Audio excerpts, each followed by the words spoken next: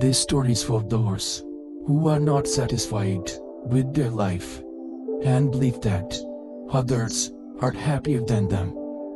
To understand its true meaning, watch till the end. Once upon a time, everyone was very unhappy with his life. One day, while sitting on the branch of a tree, he began to cry. His heart was filled with sadness and pain. Under that very tree, a monk was sitting peacefully in meditation. At that moment, a drop of raven's tear fell on the monk's cheek. The monk slowly opened his eyes, looked up, and saw the raven crying. With a gentle voice, the monk asked, "What's the matter, my friend? Why are you crying?" The raven replied, "Oh wise one, I am very upset with my life. No one loves me. People shoo me away in disgrace. No one gives me anything to eat. Everyone hates me. Sometimes I feel that death would be better than living such a miserable life." Hearing the raven's painful words, the monk's heart was filled with compassion. He said softly, "My friend, we must learn to be happy in whatever situation we are in." But the raven could not understand the monk's wisdom, and he kept on crying. Seeing his sorrow, the monk said, "Don't be upset. Tell me, what would you like to be? I can transform you with my mantra." The raven's eye lit up with hope, and he said, "Oh blessed one, if you truly wish to help me, then please make me swan." The monk agreed and said, "Very well, but before I turn you into a swan, go and speak to Swan. Ask him if he is happy with his life or not. Then come back and tell me." The raven flew away to meet a swan. Soon, he saw a swan swimming gracefully in a pond. He approached him and said, "Oh swan, how beautiful you are. Your feathers are as white as milk. Everyone admires you. You must be the happiest bird in the world."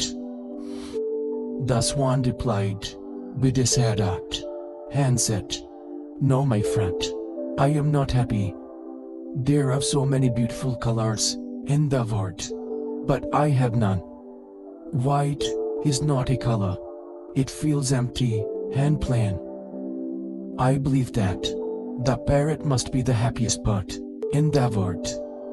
He has such bright and beautiful colors." Hearing this, the raven flew away and reached the parrot. Seeing him sitting on a branch, the raven said, "Oh parrot, you are so colorful and beautiful. You must be the happiest bird in the world." The parrot replied with sadness and said, "No, my friend, I am not happy. People keep parrots in cages. I always live in fear that someone might catch me and lock me up. I think the peacock must be the happiest bird in the world. He is even more colorful than I am." After hearing this, the raven flew off in search of a peacock. He searched for a long time, until he finally found one inside a cage in a zoo. Hundreds of people were gathered around, admiring the peacock's beauty. When the visitors left, the raven approached the peacock and said, "Oh dear peacock, you are so beautiful. Every day, thousands of people come just to see you. But when people see me, they immediately drive me away. You must be the happiest bird on the planet."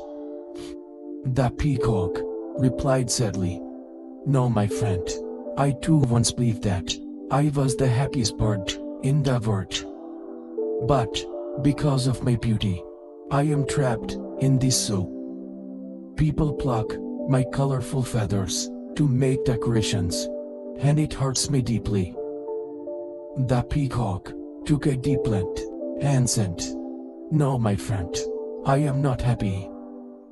The raven was surprised to hear this and asked, "If you are not happy, then who do you think is the happiest bird in the world?" The peacock said, "I have watched everyone here carefully, and I have realized that you, the raven, are the only bird who is not locked inside a cage. People don't try to catch you or trap you. You can fly freely wherever you want." For many days, I have been thinking that if I were a raven, I could happily roam everywhere and enjoy my freedom. Hearing this, the raven flew away from there, and for the first time in his life, he felt happy to be a raven. He returned to the monk and said, "Oh wise one, I don't want to become anything else. I am happy being what I am." In life, many people feel unhappy because they keep comparing themselves with others. They always believe that others are living a better life, having more money, more happiness, better looks, or greater success. But the truth is, every person carries their own unseen struggles and problems. Just like the raven, who thought that the swan, the parrot, and the peacock were all happier than him. Yet, when he met them, he discovered that each one of them was facing difficulties that he had never imagined. This is exactly what happens in our life too.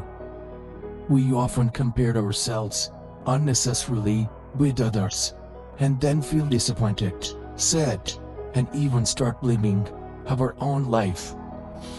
We forget to value the things we already have. And this habit of constant comparison traps us in a cycle of unhappiness.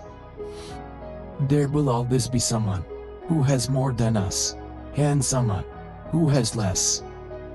If we continue to measure our happiness by looking at others, we will never be truly satisfied. For example, a man working in a small office may feel unhappy, thinking that a rich businessman must be living a perfect life. But that businessman may be struggling with stress, sleepless nights, and constant fear of losing his wealth. Similarly, a villager may wish for the comfort of city life, while many city people secretly wish for the peace and the simplicity of village life. Everyone thinks happiness lies somewhere else. But true happiness lies in being content with what we have. Just like the raven finally realized that his life was much better than the other birds he met. In the same way, we too have many blessings in our life, but we fail to see them because we keep looking at what we don't have. If we learn to value our own life, accept our frustration, and stop comparing ourselves with others, we will find true peace and happiness within. A person who is content with what he has is the happiest person in the world.